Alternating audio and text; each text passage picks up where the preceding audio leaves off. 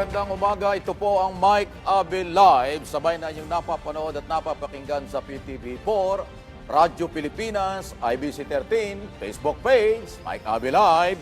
Ngayong pong Friday ng umaga, Valentine's Day. Happy Valentine's. February 14 ng 2025 nga po. Pero bago ang lahat, sino ba may birthday ngayon? Aba, ay siyempre walang iba kung hindi si Senador, dating Senate President, now Chief Legal Counsel ni Pangulong Marcos Jr. Walang iba kung hindi si Secretary Juan Ponce Enrile. Sana all, 101 years old today. Wow, antindi pero napakatalino at malakas pa rin. Sana ho'y magpatuloy pa. Secretary, good morning, happy Valentine's, happy birthday na rin. Ayan, sino pa bang may birthday ngayon? Si Heart Evangelista, hindi ba yung artista? Sino pa? Si Chris Aquino. Di ba? Dami nang may birthday pala, araw ng mga puso. Sa mga kababayan natin sa abroad, kasama rin namin kayo, although dyan sa lugar ninyo, baka hindi pa Valentine's kasi ahead kami. Pero dahil Valentine's na rito sa atin, magpadala kayo ng bulaklak sa inyong mga mahal sa buhay. Pero sasabihin ng inyong mga mahal sa buhay, ate, kuya, pera na lang. Sabay gano'n, ha? Joke lang po. Anyway, narito na po ang ating mga balita. 5 minutes after 9 o'clock ng umaga, kahapon po ay nagpatawag na ng Special Command Conference ang Philippine National Police, PNP Chief na si General Romel Francisco Marbil. Dito ay tiniyak daw po ng mga paghahanda para sa nalalapit na Hatol ng Bayan 2025. Gayon din anya ang performance ng mga bawat regional office. Bah, nagkakasilipan dito. Ayon sa PNP Public Information Office PIO Chief, Lieutenant Colonel o Police Colonel Randolph Tuanyo, okay? Particular daw ho na ipinatawag ng PNP Chief ang Special Command Conference at ang matapos anya na opisyal, okay, matataas na opisyal ng ating PNP. Na mayroong kaugnayan ito nga po sa layunin ng PNP na maitaguyod at maayos at mapayapa ang mayroong integridad ang halalan. So, tungkol sa eleksyon, okay? At hindi lang ho mga regional, mula sa regional, provincial, chief of police, mga chief na mga substation, presinto at lahat-lahat, nationwide. Ayan po yan. Tama lang yan, General. Congratulations din dahil ikaw ina-extend bilang PNP Chief sa susunod na 4 months na pinagkakatiwalaan ka at nagtiwala si Pangulong Marcos. Ito na, sinibak sa pwesto ang 10 pulis kabilang ang isang opisyal sa Taguig Police dahil anya umano sa posibleng isang, posible na isang illegitimate, ganon, illegal na search warrant at isang lalaki sa Taguig. Ayun, ano nangyari dito? Ito kaugnay pa rin yung naging viral video sa Facebook na makikitang pinagsisira ng mga pulis umano ang gamit at sinuntok pa ang isang minor de edad. Tinangay din umano ng kanilang mga paninda, kanilang mga pinaghahanap buhayan, pera, cellphone, ngunit hindi naman anya ito nakita sa viral video dahil sinisira rin anya ng mga pulis ang CCTV. Grabe na mga akusasyon nito, matindi ho nga ito Nasilip ko nga ito. Sabi ko, ano ba talaga nangyari dito? Bakit ba masyadong, mga pulis, ingat kayo Ang policy ni Pangulong Marcos ay rule of law, hindi human rights violation. Ayaw na ng Pangulo ang tukang-tukhang harassment sa mga sibilyan. Ang gusto ng ating Pangulo, ipatupad ang batas. Ano nangyayari dito? Ayan, Grabe naman, At dahil dyan, bibigyan natin ng pagkakataon ang ating kapulisan kung paano ipaliwanag ito.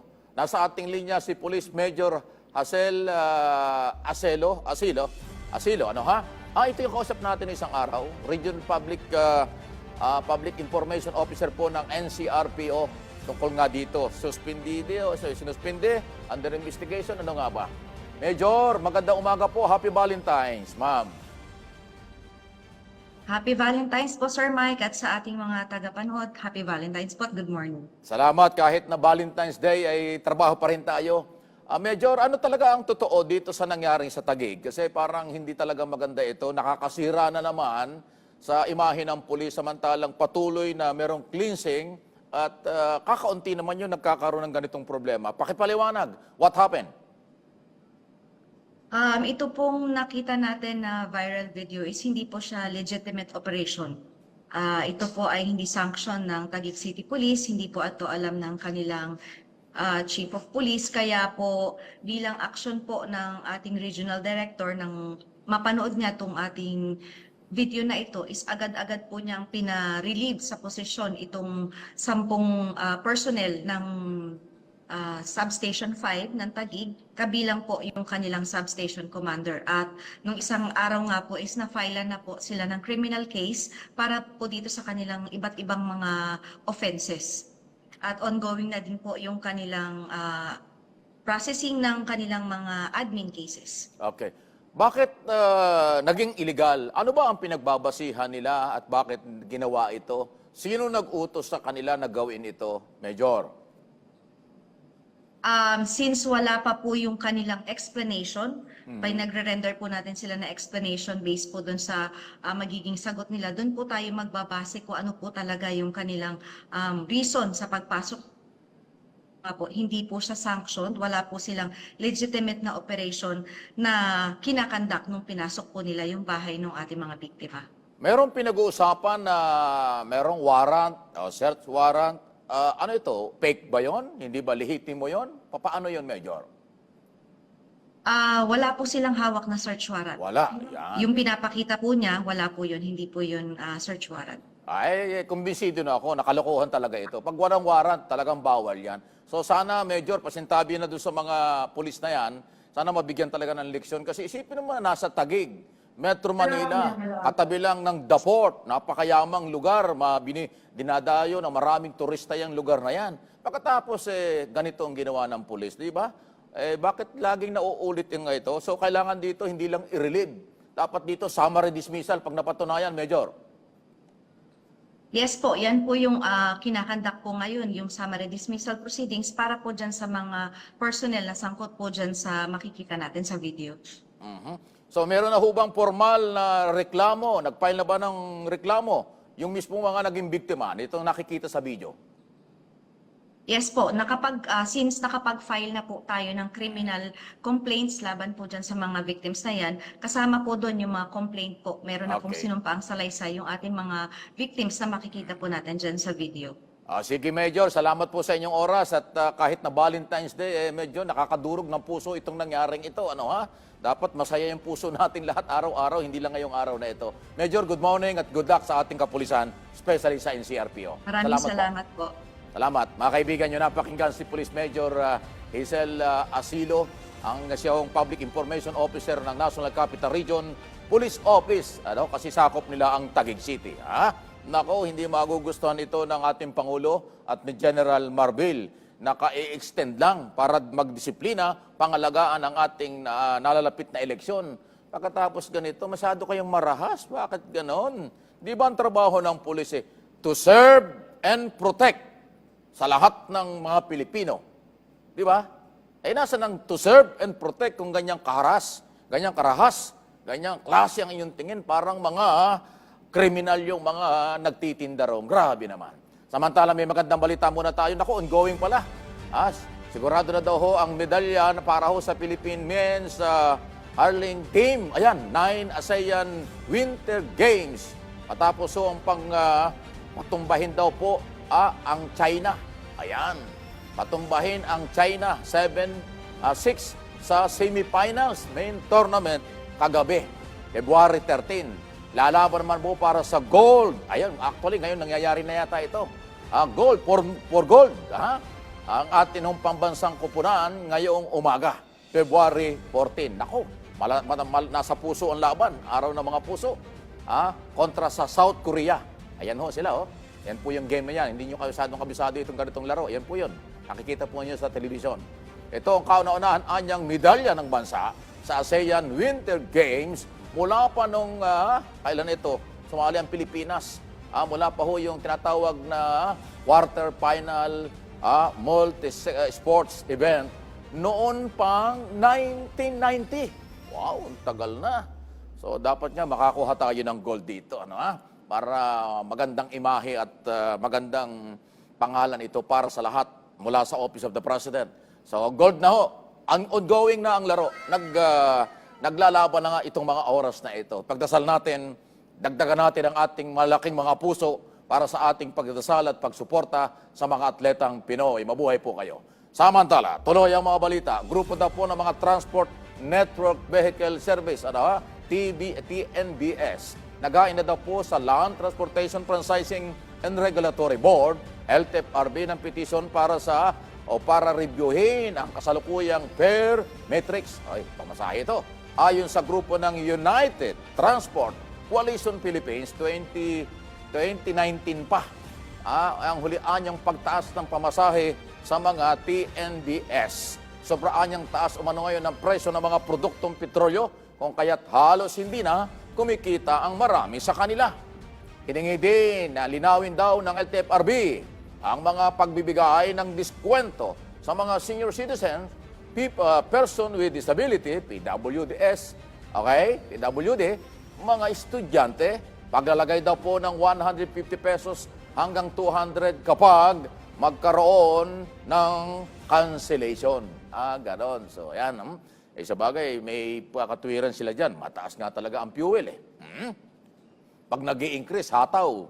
Pagka naman po nag-rollback, barya lang So, naintindihan natin. Mabuhay ang ating transport organization. Tama yan.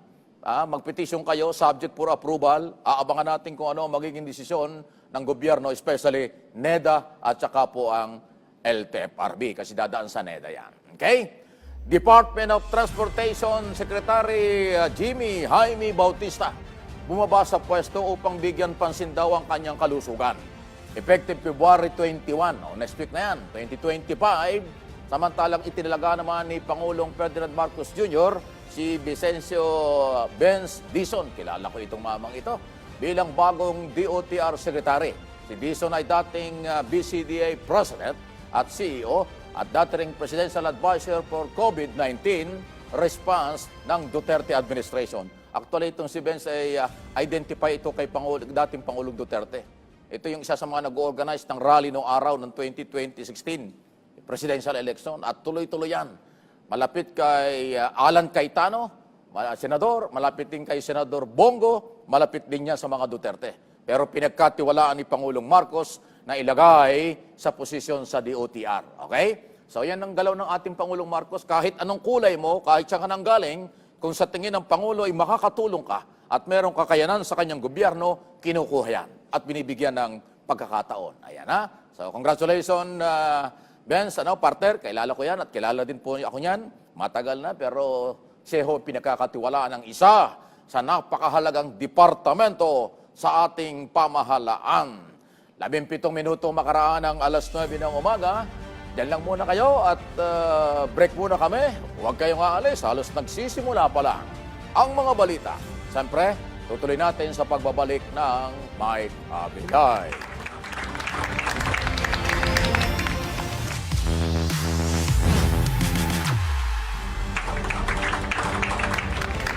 Balikan natin ang ating mga balita sa isang pahayag. Sinabi po ni Congressman Jel Bongalon. Ano po? Bongalon, ito po yung isa sa mga prosecutor, congressman.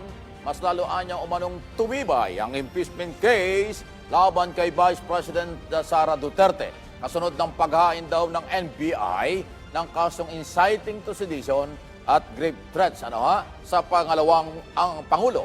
Isa umano dito ay ang positive development dahil sa mapapalakas din nito anya ang kanilang posisyon na merong krimen na ginawa ang pangalawang Pangulo. Ayan po.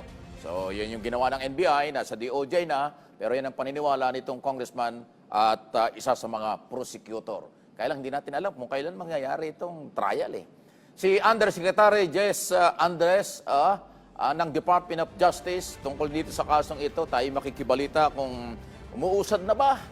Malakas ba talaga itong ebidensyang ito? Undersecretary, magandang umaga po. Tayo po live sa PTV4. Good morning, sir. Yes, good morning, Mike. At magandang umaga din sa lahat ng ating tagapakinig. Salamat sa oras at pagtanggap ng aming tawag sa inyo. Yosek, nakita na ba ninyo ito at inaaral na ba ito ng mga prosecutor?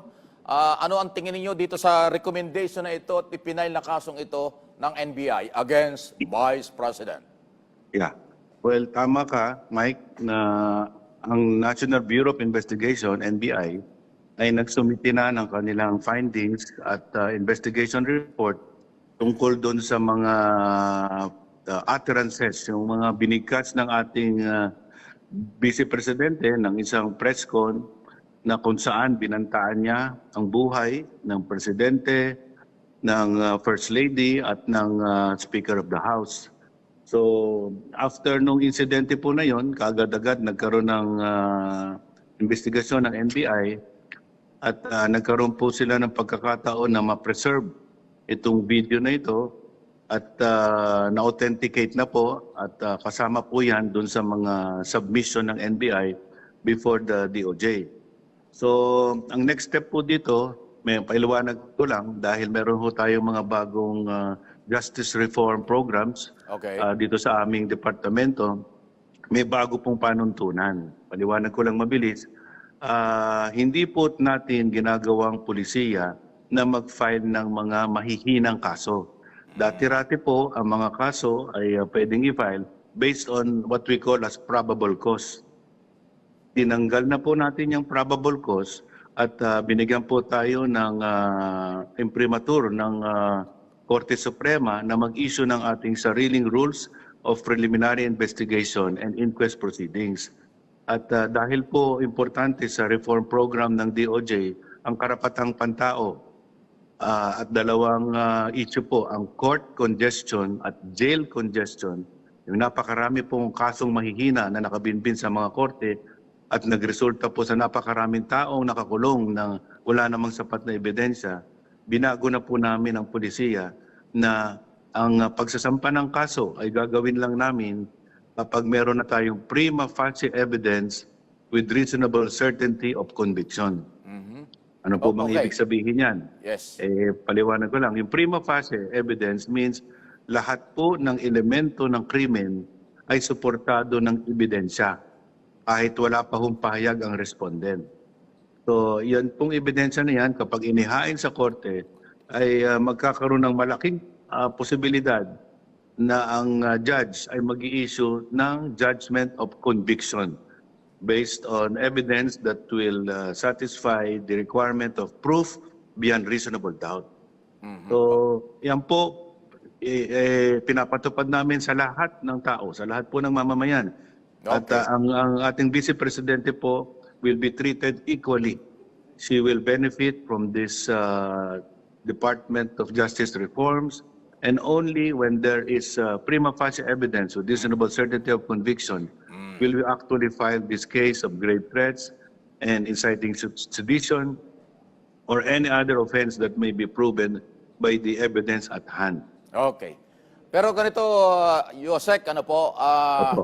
sa dami ng trabaho ng DOJ at ng mga prosecutor na hawak na mga kaso ngayon, bibigyan ba ng priority ng DOJ at prosecutor ang kasong ito na ipinail ng NBI against Vice President?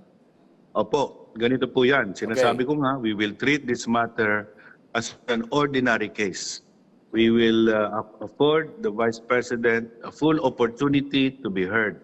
Ang ibig sabihin po niyan, dalawa po ang stages ng proseso. First is the initial evaluation. Yan po ang kasalukuyang ginagawa namin.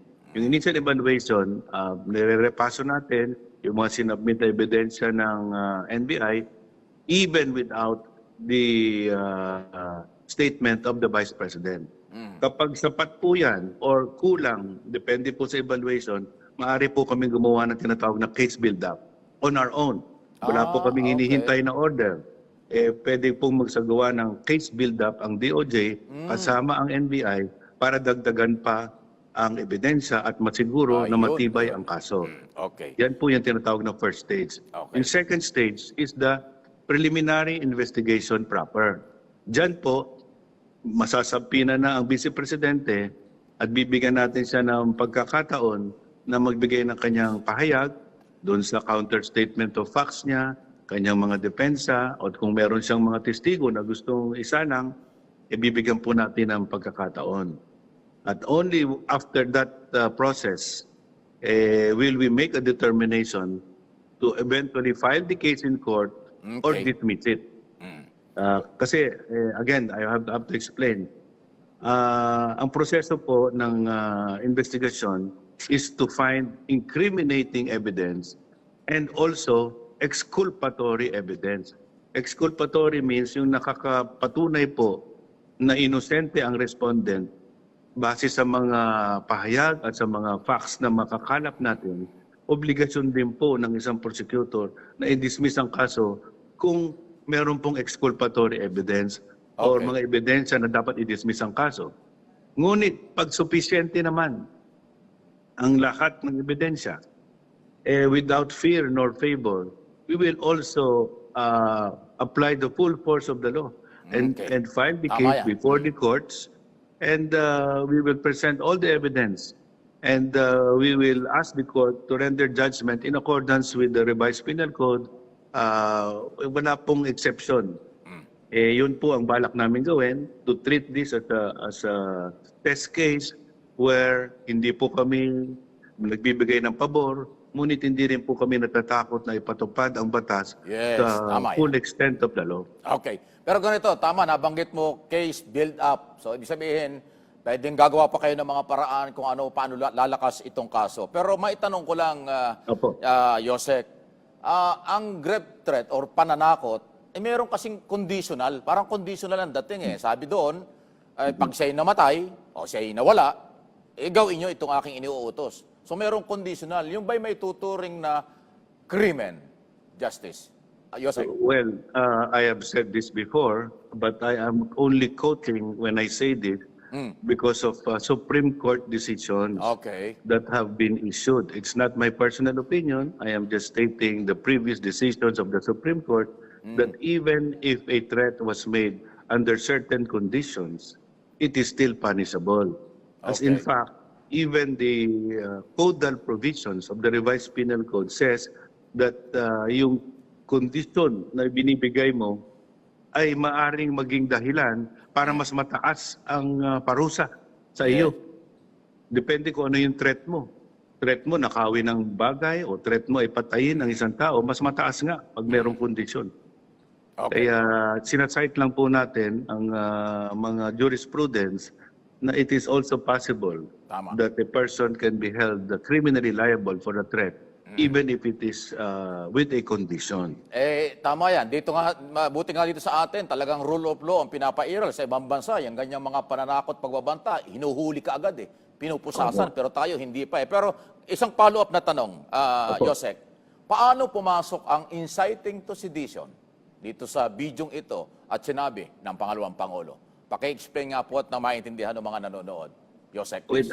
Well, yun pong inciting to sedition is not necessarily established by the video during the time that she was issuing threatening remarks to the President, the First Lady, and the Speaker. Okay. We have gathered evidence, the NBI has gathered evidence on all related matters.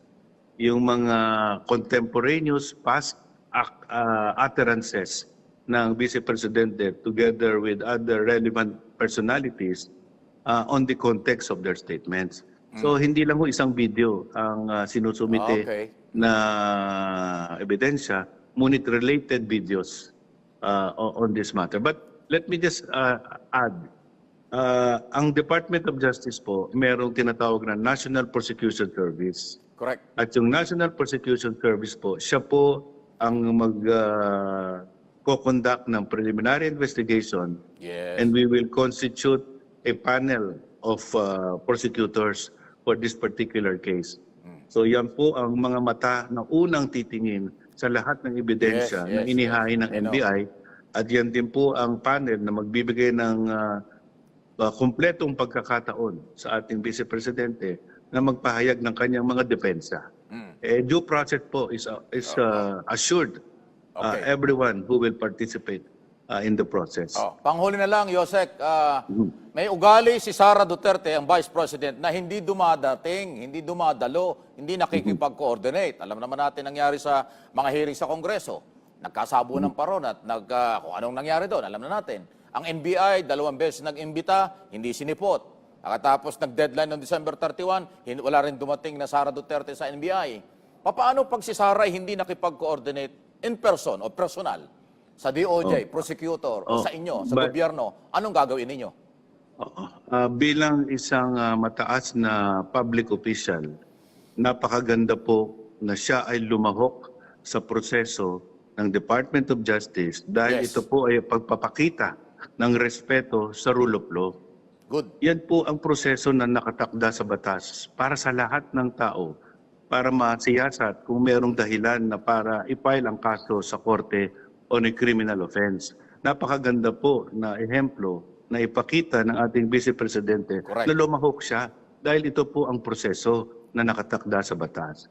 Ngunit ganun pa man, hindi naman po tayo hindi kailangan rumespeto sa tinatawag nating right against self-incrimination. Dahil ho meron ding garantiya sa batas na hindi po natin pwedeng pilitin na magbigay ng incriminating na ebidensya or witness against a person herself na in a legal proceeding. Hindi ho natin pwedeng labagin yang right Okay. against self-incrimination. So bibigyan po natin siya ng buong pagkakataon at meron sapat na panahon. At kung may flexibility pa siyang hihingin, i-accommodate natin. But at the end of the day, with or without her counter affidavit, Yun. the Department of Justice has to do its duty to determine whether there is reason to file a case in court for a criminal offense or not. Ayun. And we assure everyone that we will do this Galing yan. fairly and in a just manner to assure that the rule of law is observed. Ayun. Nako, napakalinaw po yan at salamat sa paglinaw at pagsagot po nyo at paliwanag sa ating pong mga tanong dahil ito naman ay importante yung rule of law, due process ay mga ibabaw at managot, no one is above the law, kahit sino. Accountability is Yes, our accountability. duty in the Department of Transparency. Justice. Responsibility, transparency at accountability, napakahalaga yan. Yosek, salamat po. Good morning, sir. Thank you, sir. Good morning. Undersecretary Jess Andres ng Department of Justice. Ayan, detalyado ng sinabi. Kaya tinanong ko na rin yun, paano pumasok ang krimen doon sa iso ng pananakot? Dahil may conditional kasi yung pananakot at saka yung incitement to sedition, hindi lang pala doon sa video ang pinangugutan, pati doon sa mga galaw sa labas before, after nung conference. At higit sa lahat, case build-up. Naku, matindi yan. Pag sinabing case build-up, hindi lang yung ipinail ng NBI. Kung minakikita pa ang mga prosecutor at DOJ ng another evidence at iba pa, yun ang tinatawag na case build-up. Palalakasin pa ang kaso at ebidensya. Good luck sa inyong lahat. Yun po ang ibig sabihin ng case build-up. Okay? So tulong-tulong na, estado na, gobyerno na ang galaw at gumagalaw dito sa kasong usaping ito. Okay. Tuloy ang ating mga balita bilang pagtalima daw po sa atas ni Pangulong Ferdinand Marcos Jr., tiniyak ng Department of Human Settlement and Urban Development, DSUD, na ang mga pinatatayo daw nilang mga babahay ay nasa siyudad, merong kompletong mga pasilidad at malapit sa mga pangunahing gusali na kinakailangan o kailangan ng mga residente para sa isang maginhawang paninirahan. Utos din umano ng Pangulo sa kanilang mga ahensya na kumpletuhin ang mga proyektong pabahay upang agad na matulungan ang mga mahirap at magkaroon ng sariling tahanan. So ang ibig sabihin lang yan, ay kulang lang yung detalye, ang sinasabi ng Pangulo at saka ng Secretary Acosar, yung malapit sa eskwelahan, malapit sa palengke, merong access sa communication at saka transportation. Kasi kahit bigyan mo ng bahay, kung nasa bundok naman, walang ilaw, walang tubig, walang kalye, di gutom pa rin. So ang gusto niyan, madali sabi, doon sa malapit pa rin ho sa mga pangangailangan, especially hospital, palengke, at transportation, mahalaga yun. Lalo ng communication. Dahil number 1 ng Pilipinas na user ng communication pa-cellphone, di ba? Pat-internet tayo. Di ba yun ang style natin? Okay. Yan ho yung maliwanag. Tinalaga daw po si Senior Undersecretary Emerald Ridao. Pero merong bilang pansamantalang officer in charge ng Presidential Communication Office simula February 17 to 21. Ayan, Temporary lang po. Katuloy, kanina lang, bago nagsimula ako, katext ko si Secretary, ano lang ho, ano nga lang, meron lang daw lakad. Meron yata siyang naipangako sa kanyang pamilyang hindi pa natutupad eh. Alam mo, pag pamilya, ganun talaga. So, nakalib. Kaya ho merong acting or officer in charge. Kahapon, pumutok yung balitang yan, aba, kagad-agad may mga chismis na naman. Binabaliktad na naman ang sitwasyon. Dinugtong doon sa pagre-resign ni si Bautista, pinalit si Benz Dizon ng DOTR, tapos doon daw sa PCO, may rigodo na ganon. Hindi po. Live lang yung si Secretary Chavez. Yan ang totoo. Liglab na pampamilya hong live. Babalik yan. Kaya nga may date eh. 17 to 21. Yun po yung update. Okay? Relax lang tayo. Relax lang kayo. Okay? J. Mark Dagala, Radyo Pilipinas, may report. Pamunuan ng LRT Line 2. Namahagi daw po ng Rosas. Akala ko naman kung ano eh. At Lotto ticket. Aba, kung manalo yan, may maraming panday.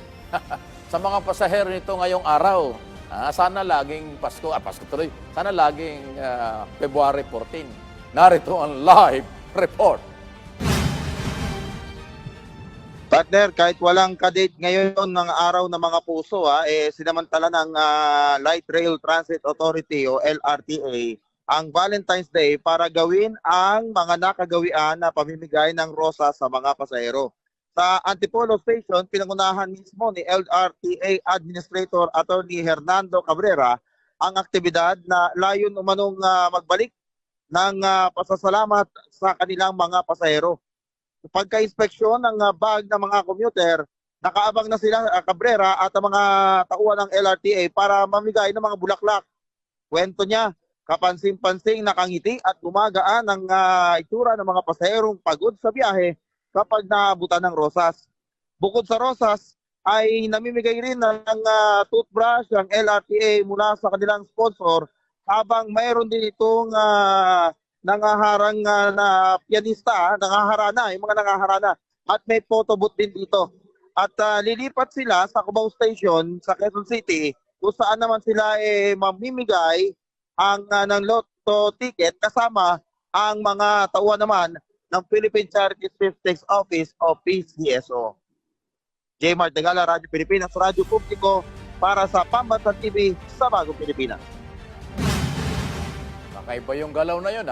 Yung flower, okay lang kasi Valentine's. Pero yung ticket ng loto, ingat kayo. Baka mamaya may tumama dyan. Sasabihin, ay, pinatama kasi Valentine's. Naloko na. Papaliwanag na naman kayo. Dami na. Bigyan nyo pera na lang, okay pa. Pero bigyan mo ng ticket, tapos biglang may tumama dyan, machichismis pa kayo niyan. Sasabihin nyo, ay, pinatama. Talagang may dayaan sa loto. Naloko na, napasama pa. Sumobrang gimmick nyo. Pera lang, kung binigyan nyo ng 100 pesos yan, ay siguradong may tama.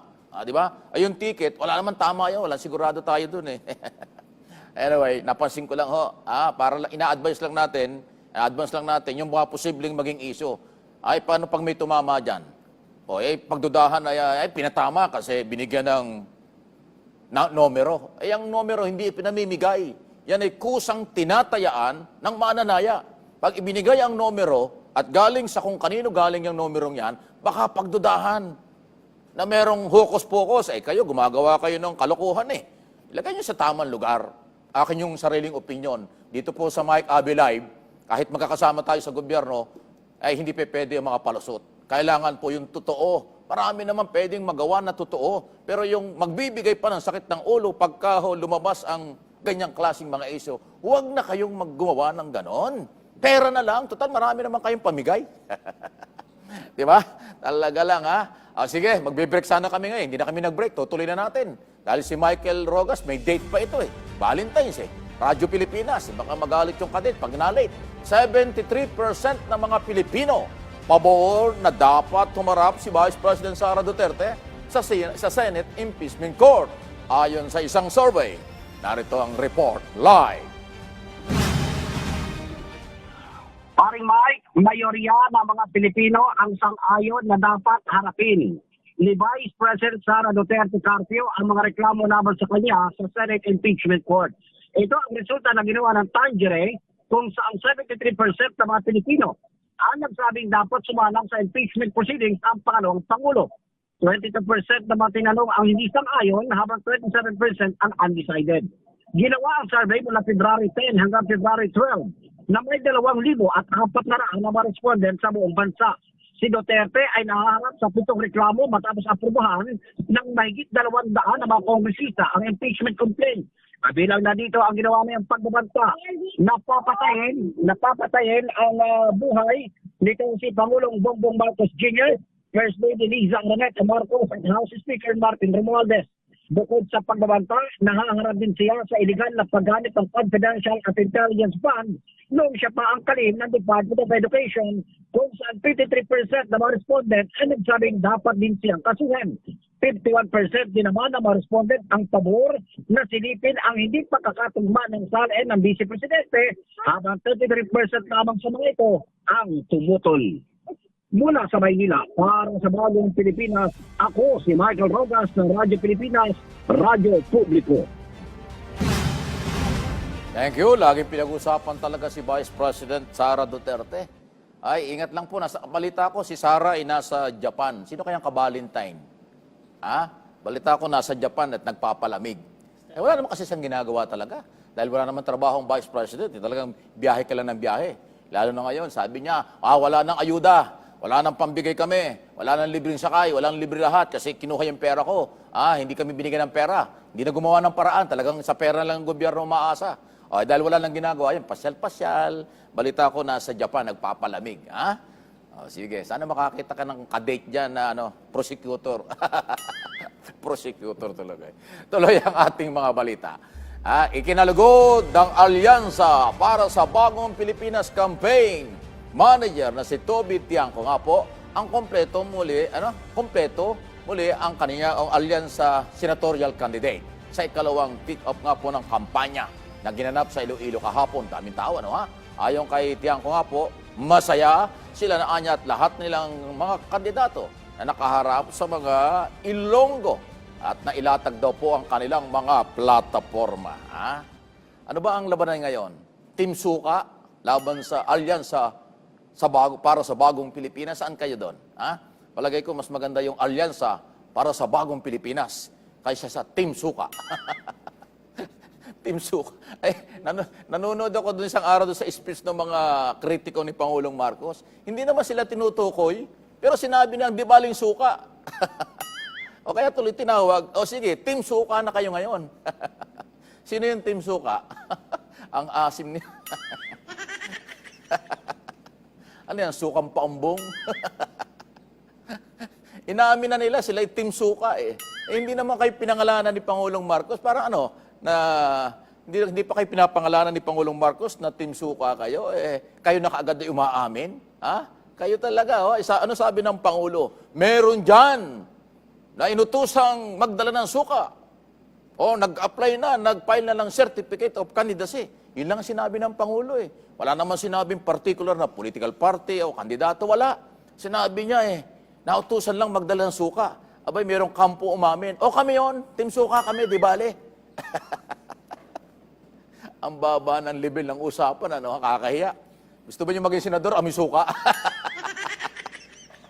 Tatawa ka na lang talaga Anyway, si Dines Osorio, meron mo ng report. Ating mga partner dito sa PTV. Nasa Dangwa, ito na tayo. Araw ng mga puso sa Maynila. Alamin natin magkano ang presyo. Huwag naman sanang mahalan. Ang puso ay mura Presyo ng mga bulaklak. Dahil ngayon ni Valentine's, siyempre bulaklak na may kasamang pagmamahal. Narito ang live report. Yes, Mike, happy Valentine's Day at dahil nga namang araw ng mga puso ngayong araw na ito, dagsa ng ating mga kababayan dito sa Dangwa dahil dito na talaga pinakasulit bumili ng bulaklak sa ating mahal sa buhay. Tulugan ng ating mga shop dito. Tuloy-tuloy na ang paggawa ng mga bouquet. Para sa mga bibili ngayong umaga, heto ang presyuhan ng mga karaniwang hinahanap na mga bulaklak pag Valentine's Day. Ang mga bouquet ng roses, nasa 800 ang may 6 na praso at 1,500 pesos ang isang dosena. 1,500 pesos rin ang bouquet ng tulips na mayroong 3 piraso.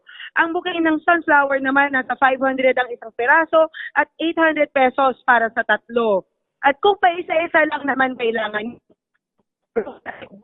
pesos, ang stargazer naman ay nasa 300 per stem at 150 pesos ang isa ng tulips. Ayon sa ating mga nagbebenta, tumaas ang presyo ng mga bulaklak 3 araw na ang nakalipas. Mas mataas siya ngayon o ngayong araw dahil sa okasyon na Valentine's Day. Pero kahit na mayroong 200 to 500 pesos na itinaas ito, dito pa rin ang punta ng mga mamimili dahil sa wide variety na mahanap dito. Tulad ni Car na para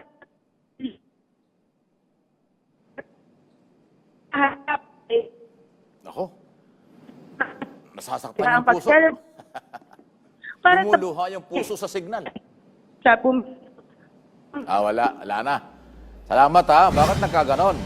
Okay na sana. Pero mura lang yung mga flowers ha. O huwag kayong mamamahalan kay mga kalalakihan. Ano ha? Nakakabili nga kayo ng alak, nakamahal-mahal eh. Nakakabili nga kayo ng mga biso nyo. Ayun ba naman flower para sa mga mahal nyo sa buhay? Huwag na kayong mamahalan dyan. Total, minsan lang yan sa isang taon, di ba? Yung alak ninyo, taka biso nyo, araw-araw lasing kayo eh. Araw-araw kayo gumagawa ng kung anong biso dyan na hindi naman makakabuti sa pamilya. Huwag mo na kayong uminom ngayon. Yung inyong panggasto sa inyong mga bisyo, ay ibili lang nyo ng flower. Dahil mura lang pala, 1,000 piso, may magandang flower na para sa inyong mahal sa buhay o kaya inyong mga anak. Hindi lang asawa. Ayan. Sinaksihan po ni First Lady Lisa Araneta Marcos ang signing of treaty sa pagitan daw po ng Pilipinas at United Arab Emirates sa Dubai. Dito ipinesenta nga po ni Justice Secretary Boying Rimulya ang Pilipinas at kay Justice Minister Abdullah Sultan bin Awad Al Nuwami, okay, naman para daw sa side ng United Arab Emirates. Saklaw ng kasunduan daw po ang extradition, mutual legal assistant in criminal matter. May mga ganun pa. At paglipat daw ho ng mga nahatulan individual. Ayun. So, pinagtibay po yung relasyon lalo ng United Arab Emirates na napakayamang bansa at ng Pilipinas. So, nandun pala, nagpunta pala si First Lady at saka si Boying Rimulya. Ayan na. So, okay yan. Kumusta na po mga Pilipino sa United Arab Emirates, Dubai at Abu Dhabi? Ayan po yung isa sa mga, napakagandang lugar. Noong araw na punta ko dyan hindi pa ganyang katindi ang development. Ngayon, world class, mayaman at dinadayo. Lalo na po ang Dubai. Yan mismong lugar nila. Ipresenta na nga po ng National Bureau of Investigation o NBI sa publiko kahapon, February 13, ang 2 Pilipinang nailigtas ng ahensya mula sa kamay ng West African Drug Syndicate. Naloko na. Na ipinakita rin nila sa nasabing press conference nga po ang mahigit 25 milyong piso halaga ng cocaine na nasabat at isinagawang operasyon ng ahensya. Ayon sa NBI, ang 2 Pinay na kanilang iniligtas ay posible anyang matulad kay Mary Jane Veloso. Wow! Kung gagawin anyang career ito, nakapagdala ng bawal papunta ng Hong Kong. Mabuti nila at naisalba, ang lupit. Si Mary Jane Veloso nga, di ba? Mabuti nga lang nabigyan ng pagkakataon na makabalik dito sa ating bansa, pero kulong pa rin. Ingat po kayo, ang dami namang hanap buhay, bakit kasi kayo magpapagamit? Basta nagdala kayo ng bagahe na hindi naman yung siguradong sa inyo, huwag kayong magbubuhat o magkakarga ng anumang bagahe na, iho, pakidala naman ito, pakitulungan mo naman ako, pakibuhat mo ito, pakisabay naman ito. Naku, huwag kayong papayag dyan. Dahil baka mamaya, illegal ang laman ng bagaheng yan, todas ka. Hindi ho ma-justify sa court na, ako po inautusan lang. Ako po ay nagmagandang loob lang doon sa mama at ali na hirap magbitbit, tinulungan ko. Ayun pa naman ang kultura ng Pilipino, matulungin. Ayun palang tinulungan mo, sindikato, todas ka, damay kaya. Ingat tayo, di baling maging suplado, di baling medyo mag-control tayo sa ating kulturang Pilipino dahil minsan yung tinutulungan natin, yan ang nagpapahamak sa ating buhay. Yan, maging warning yan. Aabot sa halos 1,000 trabaho ang bubuksan para sa mga graduate sa Pantawid Pamilya Pilipino Program, 4Ps. Magaling naman ito. Member sa isasagawang trabaho sa Bagong Pilipinas Mega Job Fair bukas araw ng Sabado, February 15 sa Tagum City Hall sa Barangay Pucon, Tagum City, Davao del Norte. Maliban dito, nagkakaroon din anya ng one-stop shop ang mga government agencies, kabilang na po ang SSS, Pag-ibig PAN, NBI, PhilHealth, DTI, TESDA, DICT, PRC, PSA, LTO, DepEd, Public Employment Service Office, PISO. Ayan o. Magkakaroon din ng kadiwa ang Pangulo at ang Department of Agriculture ay magbibigay naman ng employment assistance sa mga beneficiaryo nga po ng makukuha sa one-spot na sustainable livelihood program ng DSWD. Ayan, mga taga-Tagum, Davao del Norte, tama ba? So yan, sa inyo po yan, bukas. Bukas na yan. Ha? Ngayong gabi, ngayong araw, at mamayang gabi, huwag kayo masyadong magpagod sa inyong date at dahil Valentine's. Bukas, maghanap ka ng trabaho. Baka nakipag-date ka ngayon, wala ka pa naman trabaho.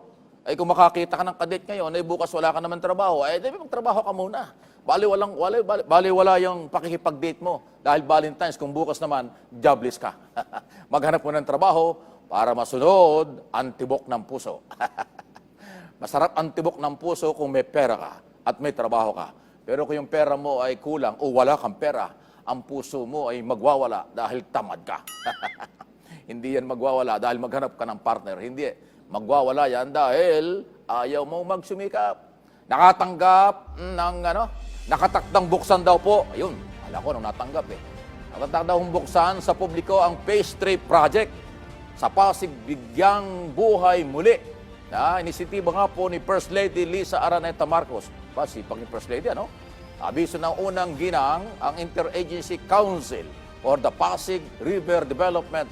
Itatampok sa Phase 3 ang tatlong saysay na mga lugar, makasaysayang mga lugar, dyan po sa City of Manila.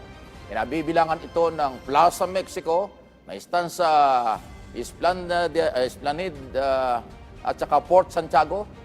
Esplanade at saka Port Santiago, sabi ito. Tama, Port Santiago, Intramuros. River Walk, sa February 17, isang araw pa. At muli daw hong pangungunahan ng unang ginang ang pagpapasinaya sa naturang mga proyekto na mas magiging kaakit-akit sa mga turista, local and foreigner. Ayan, dayuhan at saka-local. O yung mga kulang sa panggastos, pagbibiyahe sa abroad, dyan na lang kayo sa lugar na yan. Lalo na sa Intramuros. Alam mo, baka marami pang Pilipinong hindi nakakarating ng Intramuros. Pag nagpunta ka ng Intramuros, iba ang makikita mo kaysa sa nakikita mo sa mga pakarinang lugar. Kakaiba po yung Intramuros. Talagang mga antigo. Hindi mo makikita, paano ito nabuo? Paano nagawa ito? Kakaiba talaga. Maniwala kayo. Ibang klase ho yung Intramuros na yan. Marami diyang kakaiba, wala sa ibang lugar. Magpunta kayo sa buong Pilipinas. Kakaiba ho yung Intramuros. Napakalapit lang. Samantala, abangan mamaya. Ayan na, bagong Pilipinas. Si Secretary Conrado Estrella. Department of Agrarian Reform para sa kanyang nagawa noong 2024 at kanyang gagawin ngayon 2025. Kasama dyan sina Weng Hidalgo, Joey Villarama. Mamaya yan, alas 12:30 ng tanghali dito sa PTV4. Ayan, abangan po ninyo.